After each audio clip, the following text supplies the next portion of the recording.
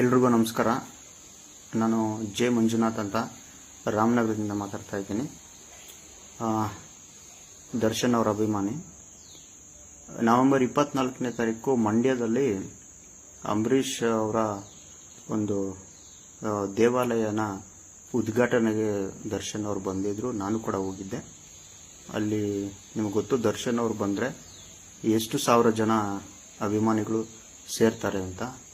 ಅದಷ್ಟೇ ಅಲ್ಲದೆ ಅಲ್ಲಿ ಅಂಬರೀಷ್ ಅವರ ಅಭಿಮಾನಿಗಳು, ಅಭಿಷೇಕ್ ಅವರ ಅಭಿಮಾನಿಗಳು ಮತ್ತು ಮಂಡ್ಯದ ಸ್ವಾಭಿಮಾನಿಗಳು ಸಾವಿರಾರು ಜನ ಇದ್ದರು. ಸೊ ನಾನು ಅವ್ರನ್ನ ಭೇಟಿ ಮಾಡಬೇಕು ಅಂತ ರಾಮನಗರದಿಂದ ಹೋಗಿದ್ದೆ. ನನ್ನ ಅದೃಷ್ಟ ಅನಿಸುತ್ತೆ. ಅವರು ಅಷ್ಟು ಜನ ಮಧ್ಯೆ ನಂದು ಒಂದು ತ್ರಿಚಕ್ರ ವಾಹನ, ನಾನೊಬ್ಬ ವಿಶೇಷ ಚೇತನ, ವಿಕಲಚೇತನಾಗಿದ್ದು ನನ್ನದೊಂದು ತ್ರಿಚಕ್ರ ವಾಹನ ಇತ್ತು. ಸೊ ಅವ್ರನ್ನ ನೋಡಬೇಕು ಅಂತ ನಾನು ಆ ಜನರ ಮಧ್ಯದಲ್ಲಿ ಹೋಗ್ತಾ ಇರಬೇಕಾದ್ರೆ ಅವರು ಅದನ್ನು ಗುರುತಿಸಿ ಅವ್ರ ಕಾರು ಇಳಿದು ಬಂದು ನನ್ನ ಜೊತೆ ನಿಂತು, ಅದು ಅಲ್ಲದೆ ನನ್ನ ಹೆಗಲ ಮೇಲೆ ಕೈ ಹಾಕಿ ಅವರು ಫೋಟೋಗೆ ನಿಂತ್ಕೊಂಡ್ರು. ಆ ಫೋಟೋ ಇವತ್ತಿಗೂ ನನ್ನ ಹತ್ರ ಇದೆ. ಸೊ ಇಂಥ ವ್ಯಕ್ತಿ ಯಾವುದೇ ಕಾರಣಕ್ಕೂ ಯಾರಲ್ಲೂ ಕೂಡ ಜಾತಿ ಭೇದ ನೋಡೋದಿಲ್ಲ.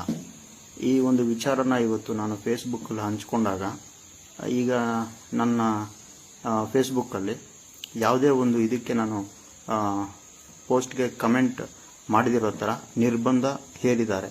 ಅದನ್ನು ನಾನು ಈಗಾಗಲೇ ಅದನ್ನು ಕೂಡ ನಾನು ಫೇಸ್ಬುಕ್ಕಲ್ಲಿ ಹಾಕಿದ್ದೀನಿ. ಇದನ್ನು ನೋಡ್ತಾ ಇದ್ದರೆ ದರ್ಶನ್ ಅವ್ರ ವಿರುದ್ಧ ದೊಡ್ಡ ಷಡ್ಯಂತ್ರ ಯಾರೋ ಮಾಡ್ತಿದ್ದಾರೆ ಅಂತ ಅನಿಸುತ್ತೆ. ಅಭಿಮಾನಿಗಳ ಹಾರೈಕೆ